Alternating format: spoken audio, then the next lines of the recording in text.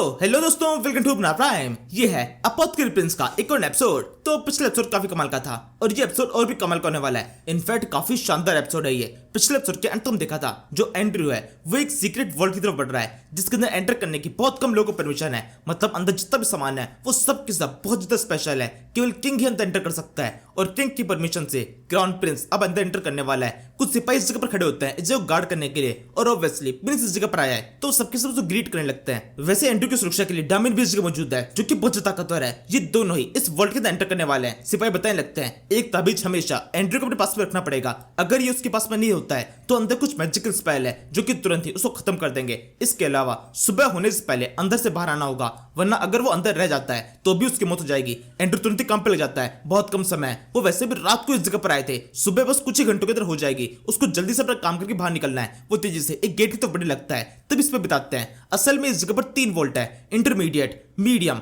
और बेसिक। तो उसको केवल बेसिक के अंदर एंटर करने की परमिशन है। मीडियम और इंटरमीडिएट उसके अंदर वो बिल्कुल भी नहीं जा सकता। असल में ये बात एंड्रयू को पहले से बता थी लेकिन फिर भी वो कोशिश करके देख रहा था कि शायद से परमिशन मिल जाए। तो उसके फादर ने उसको पहले बता दिया था कि तुम केवल बेसिक रूम के अंदर एंटर कर सकते हो क्योंकि ये जो टास्क उसने किया है वो टास्क इतना भी कुछ ज्यादा इंपॉर्टेंट नहीं था। तो एंड्रयू यहाँ पर ज्यादा बहस नहीं करता है। ऑब्वियसली किंग से बहस करने का कुछ फायदा नहीं है, वो बिल्कुल भी नहीं मानने वाला। बेसिक रूम मिला है वो उसी के अंदर एंटर कर जाते हैं और जैसे अंदर एंटर करते हैं एक मैजिकल टाइप की जगह उस जगह पर होती है। एक लाइब्रेरी है। बाहर से देखने में एकदम छोटा सा लग रहा था, 3 गेट पास पास में थे लेकिन अंदर की साइड में एक बहुत बड़ा एरिया होता है। अभी इस समय इनके पास में टाइम बहुत ज्यादा कम है। ये तुरंत अपना काम करना शुरू कर देते हैं। एंड्रयू डायमंड को बता देता है इस जगह पर किन की चीजों को ढूंढना है। असल में इस समय उन सामान को इकट्ठा नहीं किया जाएगा, केवल उनकी लोकेशन निकाली जाएगी। फिर एंड में एकदम एंड टाइम पर उन सामान को इकट्ठा किया जाएगा। दोनों काम पे लग जाते हैं। लाइब्रेरी को 2 टुकड़ों में बांट दिया गया है। दोनों अपने अपने एरिया के अंदर तलाश शुरू कर देते हैं और इसी तरीके से कुछ घंटे बीत जाते हैं। अब बस कुछ मिनटों के अंदर सुबह होने वाली है। मतलब एंड्रयू का टाइम खत्म होने वाला है। वो तुरंत ही डायमंड के पास पहुंचता है। उम्मीद कर रहा होता है कि डायमंड को कुछ काम का मिला होगा, उसके पास कुछ लोकेशन होगी क्योंकि उसको खुद को तो यहाँ पर कुछ भी काम का नहीं मिला।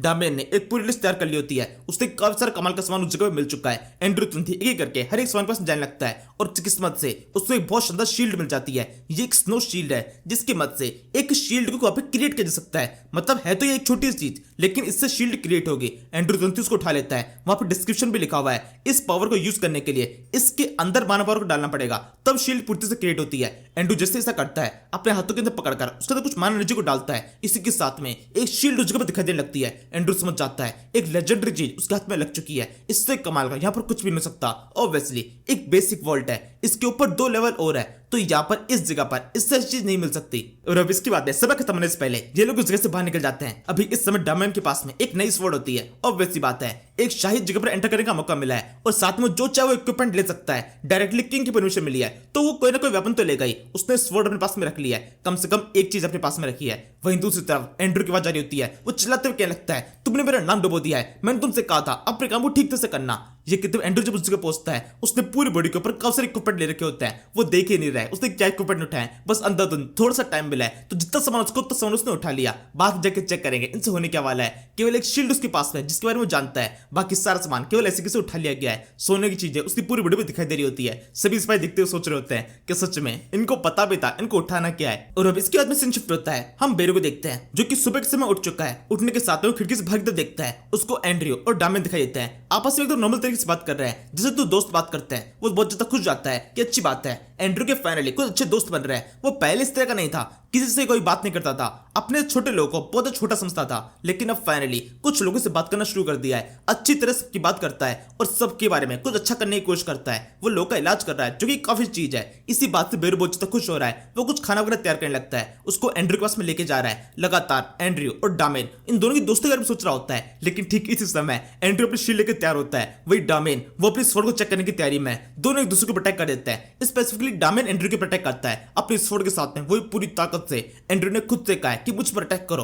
वही एंड्रयू अपनी शील्ड को एक्टिवेट कर देता है और इसी के साथ में दोनों आपस में टकरा जाते हैं। बेरू की जान निकल जाती है कि ये क्या हुआ। उसको नहीं पता है कि यहाँ पर क्या हो रहा है। उसको इतना दिखाई दे रहा होता है कि डामिन अपनी ताकत से एंड्रयू के अटैक कर रहा है और अगर डामिन ने किसी को अटैक किया है तो बंदा तो मारा जाएगा और अगर एंड्रयू कुछ हो गया तो डामिन भी नहीं बचने वाला, वो भी मरेगा। मतलब अब दोनों की दोनों मरने वाले हैं और क्योंकि बेरू इस लड़ाई को देख रहा है और रोक नहीं पा रहा तो वो खुद भी मरने वाला है। यही सोच के बेरू बेहोश जाता है। वही दूसरी तरफ एंड्रयू और डामिन दोनों को उसके बारे में कुछ पता ही नहीं है। दोनों अपनी फाइट की ओर फोकस करते हैं। एंड्रू ने किस तरीके से एक अटैक को ब्लॉक कर लिया है और इस पर डायमंड कहने लगता है ये शील्ड काफी स्ट्रांग है, इसने मेरे पहले अटैक को ब्लॉक कर लिया, मेरे को दोबारा अटैक करना चाहिए। और इसी के साथ में एंड्रू के हाथ पांव कांपने लगते हैं। ये अटैक काफी खतरनाक था। वो इस छोटे से अटैक को ब्लॉक करने में अपने पूरे बॉडी का जोर लगा चुका है, लेकिन डायमंड उसने तो अपनी बॉडी का पूरा जोर लगाया नहीं था, वो केवल कुछ 20% पावर का यहाँ पर यूज कर रहा था। पूरा जोर तो अब वो लगाने वाला है और इसी वजह से एंड्रू की पूरी बॉडी कांप रही होती है। इसके बाद में डायमंड दोबारा अटैक करता है। अब की बार उसने पूरा जोर नहीं लगाया, लेकिन शील्ड इस बार बुढ़ते से कांप चुकी है, टूटी नहीं है, बस थोड़ी सी कांपी है। डायमंड समझ चुका होता है शील्ड को तोड़ा जा सकता है। इसके बाद में डायमंड की तरफ से एक और खतरनाक अटैक होता है और अब की बार उसने काफी जान लगा दी है। अटैक बनने के साथ में शील्ड के ऊपर क्रैक पड़ना शुरू हो जाते हैं और फाइनली अब के अटैक के साथ में शील्ड टूट चुकी है। एंड्रू उसको देखकर बिल्कुल चौंकता नहीं है, बल्कि वो बहुत ज्यादा खुश जाता है। उसको ये बात पहले से बता दी कि डायमंड की किसी भी अटैक को इस तरह कोई भी शील्ड बिल्कुल रोक नहीं पाएगी। वो बिल्कुल यही चाहता था कि शील्ड टूट जाए। असल में उसको इनसाइड टुकड़ों की जरूरत थी, ये आइस फ्रेगमेंट जो कि उस जगह पड़े हुए हैं, उसको वो सबको चाहिए। वो तुरंत ही उन सभी को इकट्ठा करना शुरू कर देता है और फिर उसकी नजर बेरू के ऊपर पड़ती है, जो कि बेहोश पड़ा हुआ है। इनको पता ही नहीं है कि बेरू यहाँ पर इनको देख के बेहोश हुआ हुआ है। वापस से बात करने लगते हैं ये यहाँ पर क्यों सो रहा है। जहाँ से हम कुछ मिनट पहले का एक फ्लैशबैक देखते हैं। ये फ्लैशबैक उस टाइम का है जब बेरू ऊपर की तरफ से इन दोनों को नीचे बात करता हुआ देख रहा था। असल में इस समय एंड्रू ने डायमंड को उसको खुद के ऊपर अटैक करने के लिए कहा था, मतलब एंड्रू के ऊपर अटैक करने के लिए कहा था, लेकिन डायमंड ने इसके लिए साफ ना कर दिया। वो ये बात तो समझ चुका था कि एंड्रू यहाँ पर शील्ड को टेस्ट करना चाहता है, लेकिन इसके और भी काफी तरीके हो सकते हैं। मतलब शील्ड को जमीन पर रख दिया जाए और फिर डायमंड अपनी पूरी ताकत से उसके ऊपर अटैक करेगा। इस तरीके से प्रिंस तो कुछ भी नहीं होने वाला, लेकिन यहाँ पर ये चीज नहीं की जा सकती, क्योंकि उस शील्ड के अंदर बहुत जरूरी है कि उसके अंदर माना पावर को लगातार डाला जाए। अगर माना पावर को एक सेकंड के लिए भी रोक दिया जाएगा तो तुरंत ही शील्ड वहां से गायब हो जाएगी। वो ये चीज करके भी दिखाता है। शील्ड एक सेकंड के लिए होती है, लेकिन अगले सेकंड जैसे वो माना फ्लो को रोकता है शील्ड वहां से गायब हो जाती है। मतलब एंड्रू पूरे समय इस शील्ड को अपने हाथ में रखने वाला है। हर एक अटैक वो अपनी बॉडी से ब्लॉक करने की कोशिश करेगा। अगर शील्ड यहाँ पर टूट जाती है तो उसकी खुद की बॉडी के ऊपर इंपैक्ट आने वाला है। इसके बाद में डायमंड अपनी तरफ से एक और शब्द बताता है कि जितनी भी अटैक वो एंड्रू के ऊपर करने वाला है उसको अपने हर एक अटैक के पैसे चाहिए। ये बात एंड्रू को बिल्कुल भी ठीक नहीं लगती, क्योंकि काफी ज्यादा ऑब्वियस भी है। वो उसका बॉडीगार्ड है और बॉडीगार्ड तो काम ही होता है अटैक करना, तो वो अटैक करने के लिए हर एक अटैक करने के लिए अलग से पैसे मांगेगा। ये तो कोई बात नहीं हुई। इस समय एंड्रू को ये बात एकदम गलत लग रही होती है, लेकिन फिर भी वो इस बात को मान जाता है, क्योंकि डायमंड का इतिहास बिल्कुल ऐसा रहा है। उसकी लाइफ के अंदर काफी सारी दिक्कत आई है, क्योंकि उनके पास पैसे नहीं थे, इसलिए वो जो कुछ भी करता है वो सब कुछ पैसे के लिए करता है। वो जो वो हंटर बना था वो भी पैसे के लिए था, अभी जो बॉडीगार्ड बना है वो भी पैसे के लिए है, और अभी जो एंड्रू की प्रोटेक्ट करने वाला है या फिर वो फ्लैशबैक से पहले कर चुका है, तो वो सब कुछ भी केवल पैसों के लिए था। और इसी वजह से उसने एंड्रू के ऊपर इतने सारे अटैक किए थे, अलग अलग अटैक, और हर बार उसने पावर थोड़ा थोड़ा बढ़ाया था ताकि वो एंड्रू के ऊपर कैसे अटैक कर सके, और जितने अटैक करेगा उतने ज्यादा उसको पैसे मिलेंगे। और अब इसके बाद में हम मेन स्टोरी की तरफ लौटते हैं, जहां पर एंड्रू का मेन काम है उस लेडी का इलाज करना। वो एक सूप वगैरह तैयार करता है जिसमें सारे इंग्रेडिएंट्स डाल दिए गए, जो कि वो सारे इकट्ठा करके लाया था, स्पेशली उस शील्ड के इंग्रेडिएंट्स, और उसकी मदद से कुछ शानदार तैयार किया जाता है।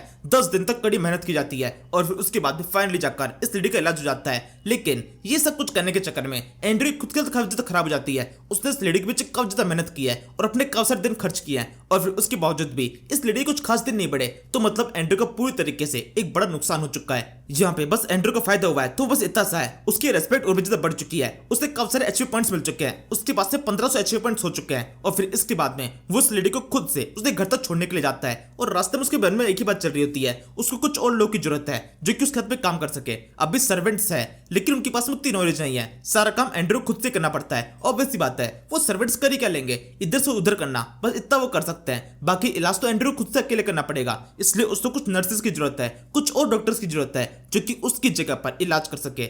और इसी बारे में एंड्रू काफी लोगों से बात करना शुरू कर देता है, स्पेसिफिकली उन लोगों से जिनका एंड्रू ने इलाज किया है। सबसे पहले इसी लेडी के हस्बैंड से। वो उसको साथ में लाकर एक अलग जगह पर एकदम खामोशी से समझाता है कि उसको किस तरीके से कब से लोगों की जरूरत है। ऑब्वियसली वो किसी का इलाज करने के बाद उनसे पैसे नहीं मांग रहा है, तो वो कुछ और चीज चाहता है ताकि वो रीपे कर सके। तो बंदा तुरंत ही मान जाता है कि ठीक है, किसी भी तरह से वो रीपे करने के लिए तैयार है, लेकिन एंड्रू मना कर देता है, क्योंकि उसको इस बंदे से कुछ भी नहीं चाहिए, उसको चाहिए इसकी वाइफ से। वो उसको नर्स बनाना चाहता है, लेकिन इस बात को अभी तक पूरी तरह क्लियर नहीं किया गया है। वो अगर बोलेगा उसको एक नर्स की जरूरत है, तो इनका दिमाग तो पहले ही सुन पड़ जाएगा कि नर्स मतलब क्या होता है, क्योंकि जितने भी डॉक्टर्स एग्जिस्ट करते हैं वो मेनली मेल होते हैं। कोई भी लेडीज इस टाइम पर ज्यादा मिजेस के अंदर हाथ पांव नहीं बटाती है।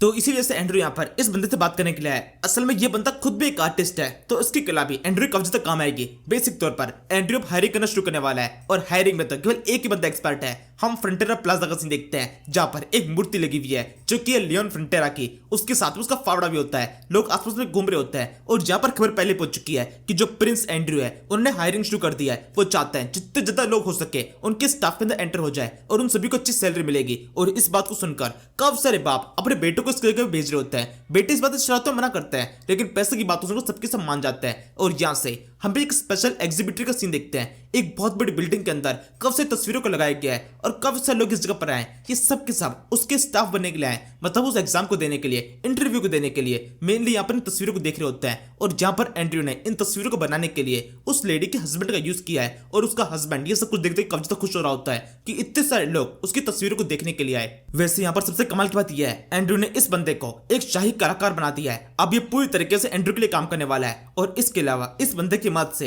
एंड्रयू कुछ एडवर्टाइजमेंट करने की कोशिश कर रहा है। यहाँ पर कुछ प्रिंटर वगैरह नहीं है, न ही कोई कंप्यूटर है, तो स्पेसिफिकली कि इंसान की जरूरत होती है जो कि सारे एडवर्टाइजमेंट को क्रिएट कर सके। तो कुछ तस्वीरें क्रिएट की गई है जिसके अंदर वो दिखा रहा है कि वो किस तरीके से अपने सारे लोगों के साथ में उन सभी को अपनी तरफ बुला रहा है, उनको बोल रहा है कि हाँ तुम भी काबिल हो, तुम हमारे साथ में आ सकते हो। और इसके अलावा एक बहुत बड़ी तस्वीर होती है जिसके अंदर एंड्रयू के साथ में कब से नर्स है जो कि लोग का इलाज करने के बारे में बातें कर रही है। नीचे की तरफ एक पोस्टर पे कुछ लिखा हुआ है कि तुम लोग चाहो तो हमारे साथ में ज्वाइन हो सकते हो, जो कोई भी ज्वाइन होना चाहता है यहाँ पर अप्लाई करे।